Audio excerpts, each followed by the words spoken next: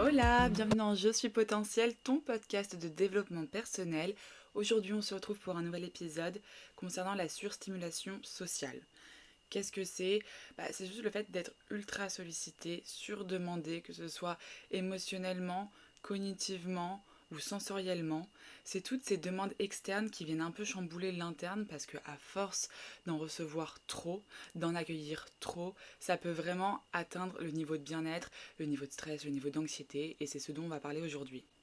Je vais particulièrement parler de la surstimulation donc sociale qui est liée donc aux personnes qui nous entourent, notre entourage, nos proches, mais également sur les réseaux sociaux qui fait pleinement partie de notre environnement depuis plusieurs années et qui, je le sais, joue un très grand rôle dans le stress, l'anxiété de beaucoup de personnes. C'est assez paradoxal parce que pour le coup, je travaille sur les réseaux sociaux. Si tu es en train de m'écouter aujourd'hui, c'est sûrement parce que tu m'as découvert sur les réseaux sociaux. Donc évidemment, ce n'est pas tout noir, même si aujourd'hui je vais un peu plus focus sur la partie négative qu'il y a des surstimulations sociales parce qu'on parle bien de surstimulation et pas simplement de stimulation ou d'information. On parle aujourd'hui du trop, de ce qui fait que tu te sens oppressé, angoissé, stressé, tu es dans la comparaison, tu reçois trop d'informations et tu sais plus où te mettre, tu sais plus quoi faire et ta tête elle est pleine, elle va exploser, tu as juste envie de rire. En fait, j'ai commencé à capter ces problèmes de surstimulation quand j'habitais à Paris, où voilà, j'étais vraiment dans cette fast life où t'as toujours une sortie, toujours un truc de prévu. Puis en plus de ça, je commençais donc à travailler sur les réseaux. Déjà même avant de travailler, j'étais très active sur les réseaux sociaux, sur Instagram notamment. Rejoignez-moi sur Coach Optimiste, c'est le moment pub. Je pense que vraiment le déclic où je me suis dit là ça va pas, il faut vraiment que je mette mes barrières parce que je me sens surstimulée. Je faisais mes études et que ne serait-ce que par mon environnement social, parce qu'il y a toujours des stimulations, il y a toujours des sorties, des invitations à droite à gauche, mais également combinées aux réseaux sociaux, au téléphone, à la disponibilité que nous offre maintenant le téléphone. Parce que je veux dire, il y a quelques années, quand il n'y avait pas de smartphone, etc., tu savais pas ce que l'autre faisait, tu pouvais pas le contacter à n'importe quelle heure du jour et de la nuit. Enfin, les gens étaient globalement en paix quand ils n'étaient pas physiquement avec toi. Aujourd'hui, c'est pas ça du tout. On est toujours dans la surdisponibilité pour les autres, ce qui a des avantages bien sûr, mais aussi des inconvénients, et c'est ce dont on parle aujourd'hui. Donc pour te raconter un peu l'histoire de comment je me suis alertée à la surstimulation sociale, c'était dans ma vie de salarié, un peu en mode métro boulot dodo et beaucoup de sorties pour essayer d'oublier le fait que j'ai un métier qui me, comment on dit poliment, qui m'embête grandement. Je sortais beaucoup. Et je sais que c'est le cas de beaucoup de personnes qui n'ont pas un quotidien ultra stimulant, mais stimulant dans le bon sens du terme, dans le sens où ça te passionne, ça t'anime, tu sais pourquoi tu le fais, ça fait sens pour toi. Donc dès que t'as pas quelque chose qui fait sens pour toi, tu vas souvent te reporter sur quelque chose qui te distrait, quelque chose qui va te faire penser à autre chose. Donc pour ça, les réseaux sociaux, les Reels, TikTok, tout le divertissement qu'on peut trouver sur Internet, c'est une mine d'or. Une mine d'or donc empoisonnée, parce que c'est le fait de scroller encore, encore et encore, et de repartager à ses potes sur le groupe A, sur le groupe B, sur le groupe C, qui fait qu'on a de plus en plus d'informations, de plus en plus de notifications, qu'on se sent de plus en plus oppressé, ou alors que du coup on va commencer à regarder nous aussi, se retrouver à regarder des vidéos qu'on n'aurait jamais voulu regarder, qui nous apportent rien du tout, à part encore des informations, et aussi une perte de temps qui va ça du coup alimenter ton stress, ton anxiété, parce que du coup tu auras perdu tant de temps sur les réseaux sociaux, et en plus de ça tu n'auras pas du tout avancé sur ce sur quoi tu voulais avancer dans ta vie réelle, quoi, physique. Donc c'est vraiment quand je me suis rendu compte que voilà, dans ma vie, j'allais au travail, je postais sur les réseaux sociaux, je recevais des messages, je planifiais quelle allait être ma soirée par message, je recevais des identifications ensuite sur des stories après cette soirée-là. Et puis après, au moment d'aller se coucher, c'était encore regarder qu'est-ce qui se passe sur les réseaux sociaux, quel est le prochain endroit tendance où on peut sortir, quelle photo on va poster, quelle vidéo on va poster. En fait, toujours dans le partage, mais le surpartage, parce que au final, pourquoi tu fais ça? Ce que je veux dire, c'est que autant ça peut être pour garder le lien avec quelqu'un que tu aimes et que tu as envie de voir, autant ça peut juste être pour essayer de combler un vide. En fait, c'est la question que je t'amène à te poser à chaque fois que tu es en train de scroller, à chaque fois que tu es en train de surpartager des choses qui n'ont pas d'intérêt, pas de sens pour toi, hein. On est d'accord, pour toi, on s'en fout que les autres ça leur plaise ou pas, mais pour toi. Si ça n'a pas vraiment de sens pour toi, que tu repartages et qu'en fait tu es encore en train d'alimenter cette surstimulation sociale parce que toi encore tu stimules les gens par les choses par lesquelles tu as toi-même été stimulé, pose-toi la question de pourquoi tu le fais. Est-ce que tu as vraiment envie de le faire? Est-ce que ça t'apporte quelque chose? Ou est-ce que tu es juste en train de perdre ton temps et ton énergie? Du coup, c'est vraiment quand j'ai commencé à me mettre à mon compte et à adopter un état d'esprit d'entrepreneur, je mets des guillemets parce que tous les entrepreneurs n'ont pas cet état d'esprit et c'est ok, mais où vraiment je voulais avoir une vie saine, où je me développe pleinement, où je choisis les informations qui viennent à moi, je les trie, je les sélectionne et je les exploite correctement pour pouvoir vous les retransmettre, où vraiment c'est tout est choisi, enfin tout. C'est pas vrai, je ne choisis pas tout dans ma vie, il y a certaines choses qui sont subies. Mais voilà, essayez d'écarter un maximum de choses subies. Donc typiquement le genre de publicité où on te dit clique là-dessus et du coup tu cliques, tu sais pas trop pourquoi, tu te retrouves à regarder une vidéo, t'as perdu 10 minutes de ta vie, c'était inintéressant, ça te servira à rien, ça a juste pollué ton esprit, ça t'a éloigné de ce pourquoi de base t'avais pris ton téléphone. Ça c'est un challenge que je rencontre encore au quotidien parce que je travaille sur mon téléphone, parce que je travaille sur les réseaux sociaux et qu'en fait c'est le palais des surstimulations. Tout le temps, on te dit clique ci, clique ça, on t'envoie ci, on t'envoie ça. C'est terrible. Et ça, c'est un travail que je fais parce que j'en ai pris conscience. Quand on n'a pas pris conscience, tu te fais pas chier à le faire. Moi, c'est parce que j'ai pris conscience que oui, on me détournait tout le temps de mon but, que oui, on me bouffait mon énergie et ma capacité de concentration, parce que je suis sans arrêt surstimulée, que du coup, je décide d'être très concentrée et de m'éloigner des distractions comme je peux au maximum pour pouvoir atteindre mes objectifs et pas me retrouver à 2 heures plus tard à avoir rien fait de ce que je voulais faire parce que j'ai zoné sur les réseaux. Parce que les milliers de notifications qu'on reçoit chaque semaine, mais mon Dieu, sauvez-nous quoi. Je veux dire, entre les groupes d'amis, parce que je pense que je suis pas la seule à en avoir plusieurs et des différents, et il y a beaucoup de personnes qui sont actives, je sais pas d'où elles trouvent le temps, mais personnellement je n'ai pas ce temps-là, ou je n'ai pas envie en tout cas de dédier mon temps à cela. Les SMS, le Instagram, le TikTok, la nouvelle vidéo YouTube, et ci, et ça. Puis sans compter les applications, genre des applications pour te tenir informé, genre les news, enfin les applications genre Vinted, je sais pas, il y a une nouvelle paire de bottes tendance qui est sortie. En fait, on est constamment surstimulé par les informations, mais on a quand même notre mot à dire, on a quand même nos barrières à poser. C'est pas impossible, même si on vit dans un monde où c'est compliqué, on est d'accord, mais c'est quand même pas impossible de mettre des barrières. Je te donne un tips tout con qui, moi, me sauve la vie. Déjà, la nuit, je suis en mode avion. Déjà, les ondes, c'est super mauvais pour la santé et on est toujours autour d'ondes au quotidien. Donc je me dis, couper la nuit, ça fait pas de mal à mon cerveau. Et en dehors de ça, en fait, la nuit, tu peux pas me contacter. Quand je dors, je dors. Et c'est ma priorité. Et c'est comme ça. Enfin, je veux dire, les gens qui me disent oui, mais si jamais il y a une urgence, enfin, à moins que tu aies un proche qui soit entre la vie et la mort, là, je veux bien, on est d'accord. Des fois, il y a des moments où t'as une pote qui doit venir chez toi, elle doit rentrer dans la nuit, bref, t'as besoin de savoir si elle est bien rentrée et tout. Oui, d'accord, t'es pas obligé de te mettre en mode avion, mais globalement, dans la vie de tous les jours, enfin, faut pas être non plus en alerte rouge tout le temps, même si tout peut arriver à n'importe quand. Si on vit comme ça, on ne vit plus. On vit dans le stress, l'anxiété et la peur. Donc, globalement, quand tu dors, c'est un moment pour toi où tu recharges les batteries, où tu déconnectes. Déjà que c'est dur de déconnecter au quotidien, la nuit, tu déconnectes mode avion. Ensuite, tu te réveilles. Tu enlèves le mode avion.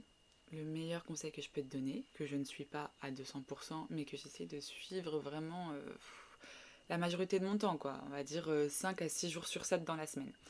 C'est de ne pas regarder mon téléphone, les notifications au réveil. Les premières heures du réveil, c'est les plus importantes, elles vont conditionner ta journée. Vraiment, ça donne des informations à ton cerveau qui vont donner le ton à ta journée. Donc, si tu te tapes des nouvelles de merde, si tu te tapes des comparaisons sociales, parce que tu es en train de te comparer à Brigitte qui est aux Bahamas, en bikini, toute retouchée, que toi tu dis mon Dieu, je suis grosse et j'ai froid à Paris, enfin bon, on va pas y arriver. Le but, c'est que quand tu commences ta journée, tu te mettes dans un mood que tu kiffes, petite musique, petite bougie, petit déjeuner, petite douche, méditation, journaling, bref. Tu fais quelque chose qui t'apaise, qui te met dans une belle énergie que tu choisis. Pas quelque chose que tu laisses entrer, encore une fois. C'est pas la stimulation externe qui vient définir comment tu vas te sentir à l'intérieur. Parce que ça a vraiment une importance énorme de se rendre compte que oui, bien sûr, ton environnement, il t'impacte. Donc, qu'est-ce que tu filtres dans ton environnement extérieur et que tu laisses rentrer dans ton environnement intérieur? Et ensuite, quand tu veux travailler et que tu ne veux pas être dérangé et rester concentré, tu peux te mettre en ne pas déranger. Je sais pas s'il y a cette fonctionnalité sur les autres téléphones que Apple, mais j'ose espérer quand même. Ils sont là pour se concurrencer, donc a priori ils proposent à peu près la même chose. Donc vraiment tu te coupes de toutes ces stimulations si tu veux être concentré. Bien sûr ça t'empêche pas de, je sais pas, de temps en temps prendre 15 minutes pour répondre à tes messages. Mais voilà, tu choisis quand est-ce que tu décides de donner ton temps et toi tu vas chercher l'information. Donc tu vas dans ce groupe que tu as peut-être mis en sourdine parce que avoir 5 copines qui parlent en même temps sur le groupe et recevoir 10 notifications sur à quel point il est mignon ce bébé chien que Machine a partagé hier soir dans le réel. Excusez-moi, il y a l'église qui s'ambiance à côté de chez moi. Donc bref, le but, c'est vraiment de choisir quand est-ce que tu vas aller vers l'interaction sociale, quand est-ce que tu vas aller dans ce groupe, j'espère que vous m'entendez bien avec cette putain d'église, quand est-ce que tu vas aller du coup dans ce groupe d'amis qui est en train de chatter peut-être depuis 4 heures. C'est pas grave si t'as raté des conversations, des punchlines, des informations, s'il y a des trucs importants. Enfin, moi personnellement, je considère que j'ai des vrais amis à partir du moment où elles savent que je ne suis pas toujours disponible pour être sur le groupe, et elles aussi elles ont une vie, et que si jamais il y a une information importante, elles vont me tenir au courant après quand je débarque en disant c'est quoi les news, j'ai raté quoi, ou qu'elles me tagueront en mode Morgane, ça c'est super important, rate pas cette info. Donc voilà, il faut quand même réussir à se mettre un peu des barrières, ce qui ne signifie pas se fermer à tout et tout le monde, mais cadrer un peu la disponibilité que tu offres aux autres. Donc je répète, l'idée c'est vraiment de décider de qu'est-ce que tu veux bien accueillir de l'extérieur dans ton monde intérieur.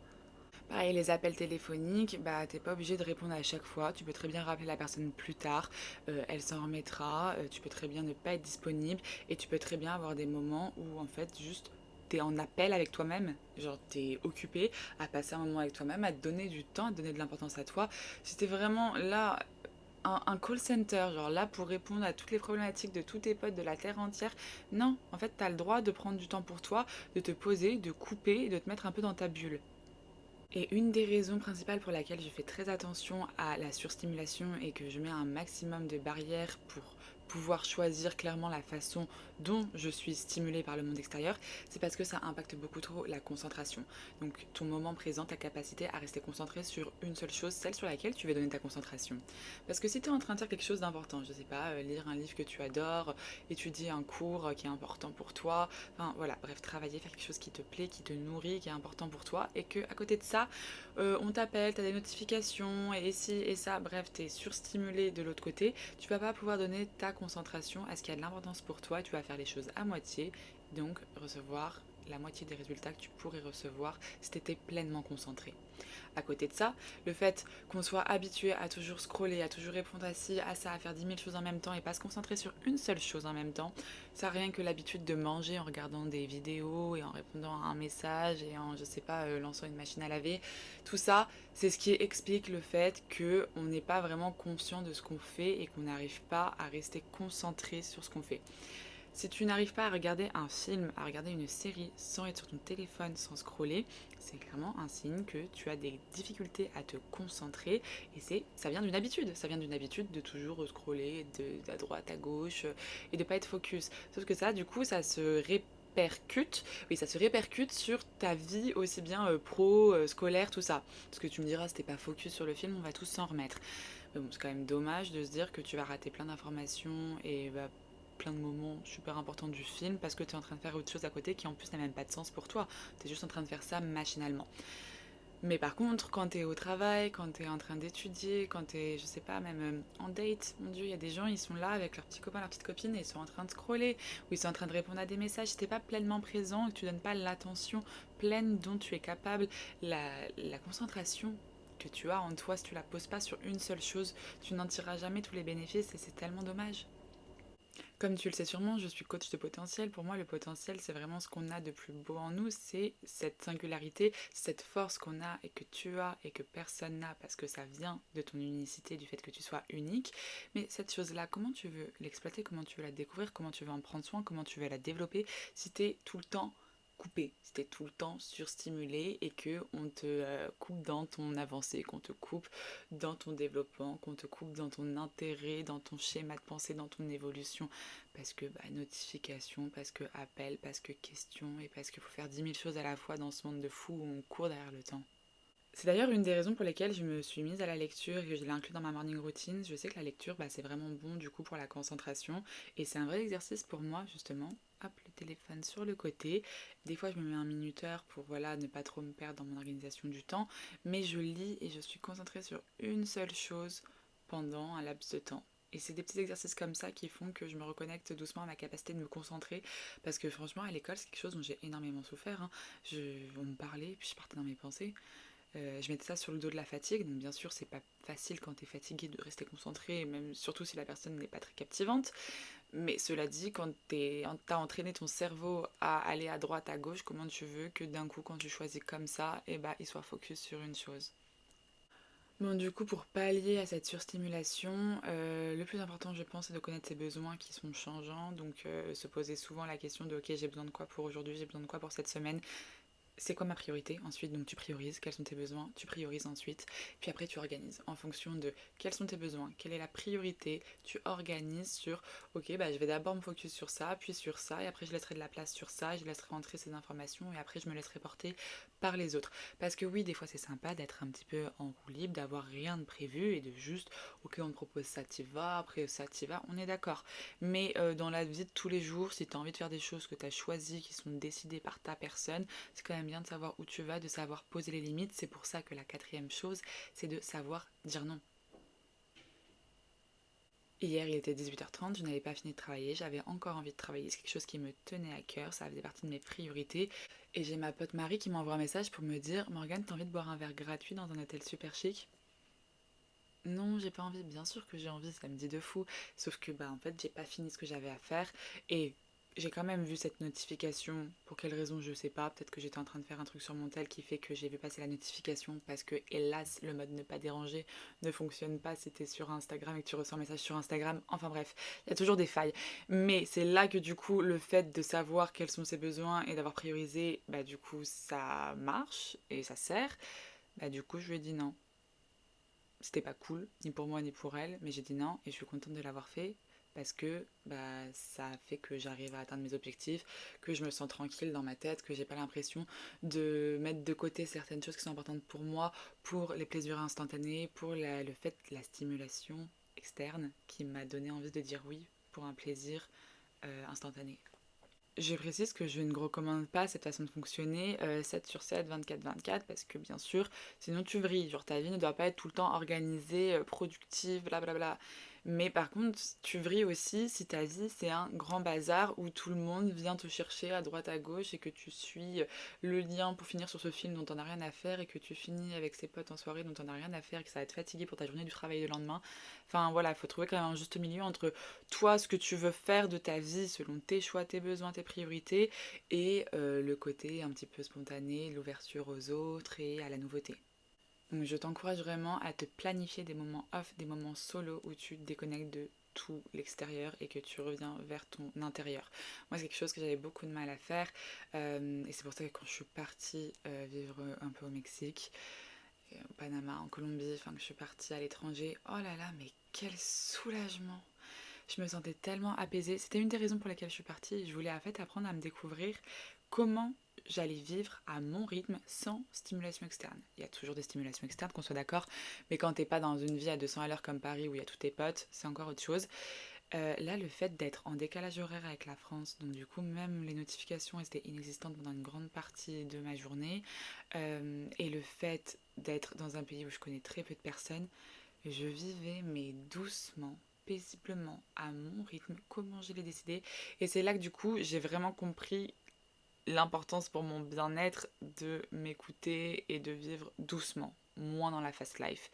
Et c'est ce qui fait qu'aujourd'hui, là je suis actuellement à Paris quand je tourne cet épisode de podcast, c'est assez intéressant de confronter les habitudes de l'ancienne Morgane quand elle était parisienne dans sa fast life et de la nouvelle Morgane qui est beaucoup plus connectée à ses besoins, à sa tranquillité et qui du coup pose vraiment ses limites sur la fast life parisienne. Je suis en train de faire un petit mix. C'est challengeant, c'est pas facile, mais j'aime bien ce que ça donne. Donc vraiment, offre-toi ce bien-être, cette bouffée d'oxygène qui est de faire une chose à la fois et de ne pas avoir une to-do list à rallonge. Dit la nana qui a une to-do list à rallonge. Mais bon, ça moi c'est pour le travail, c'est clairement quelque chose sur lequel je travaille. Le fait de réussir à en faire moins mais mieux plutôt qu'en faire trop et de se mettre une grosse pression. Mais quoi qu'il en soit, je suis pas là pour te parler de la gestion du temps de travail aujourd'hui, mais vraiment de la surstimulation sociale. En fait, dès que tu fais 10 000 trucs en même temps, que tu es en mode multitâche, bah il y a ton hormone de cortisol, donc celle qui est responsable du stress, qui s'active. Donc tu deviens super stressé. Ton cerveau, il va brûler du carburant, je sais plus comment ça s'appelle, mais quoi qu'il en soit, c'est ce carburant qui te permet de te focus sur une seule chose. Il va le brûler à chaque fois que tu vas lui demander de se focus sur ça, puis sur ça, puis sur ça. Donc en fait, tu es en train de brûler l'essence qui te permet de faire avancer ta voiture parce que tu passes ton temps à faire des virages à droite à gauche au lieu d'être sur une ligne droite et après un virage et une ligne droite, un virage et une ligne droite. Je suis partie dans une métaphore, j'espère que tu as compris l'idée. Si tu zigzags tout le temps, tout le temps, tout le temps, tu fais perdre énormément d'essence à la voiture, au bolide que tu es et bah c'est juste épuisant à la fin, fatigue physique et mentale. Et suite à ça, bah, tu deviens anxieux, tu deviens beaucoup plus impulsif, beaucoup plus agressif. Enfin, moi, personnellement, je m'y reconnais de fou. Hein. Dès que je suis à la fin d'une journée où j'ai eu 10 000 décisions à prendre, où vraiment je me sentais stressée, oppressée, je suis détestable. Et c'est normal. Parce qu'au bout d'un moment, t'as plus l'énergie, t'as plus l'essence pour pouvoir zigzaguer dans des conversations, zigzaguer dans des prises de décision, la prise de décision aussi.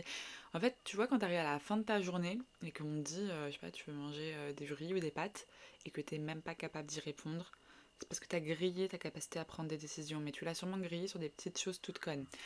En gros, là je t'ai dit les riz et les pâtes, au pire on s'en fiche, c'est choisir riz alors que ça aurait été mieux les pâtes, enfin bon, bref.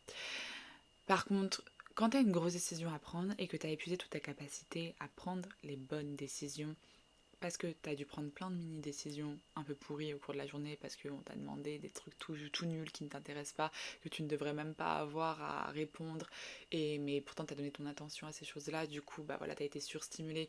Du coup, bah, tu as dépensé en fait vraiment ta capacité à prendre des décisions.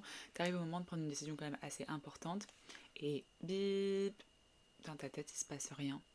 Tu sais pas vers quoi te tourner. Tu as épuisé ta recharge d'énergie en termes de prise de décision et de capacité de réflexion.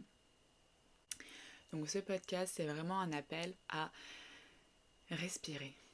Alors prends un moment pour toi, pour faire une pause avec tout ce que tu vois, tout ce que tu entends, mets de la distance avec toutes les news, là, les informations qui te mettent des mauvaises vibes, qui te dépriment. T'as pas besoin de l'entendre 20 000 fois. T'as l'information une fois, ça suffit, t'es au courant de ce qui se passe dans le monde. Maintenant, prends du temps pour toi, pour méditer, te recentrer. Si t'aimes pas méditer, je sais pas, cuisine, fais quelque chose que tu aimes, mais où tu n'es pas surstimulé, où tu te ressentes sur toi-même et où tu te coupes un peu de cette frénésie, de ce non-stop, de cette surstimulation. Voilà, c'était l'appel à la paisibilité, au recentrage. J'espère que ça t'aura fait du bien, j'espère que ça t'aura donné envie de peut-être mettre en place des habitudes qui te font un peu plus passer en priorité. Et voilà, c'est tout pour aujourd'hui. Si tu n'es pas encore abonné à ce podcast, je t'invite à le faire. Si ça t'a plu, à me laisser un like, un commentaire ou encore mieux, à le partager. Ça m'aiderait à faire grandir le podcast et à donner de l'ampleur à mon travail. Je te fais des gros bisous et je te dis à bientôt.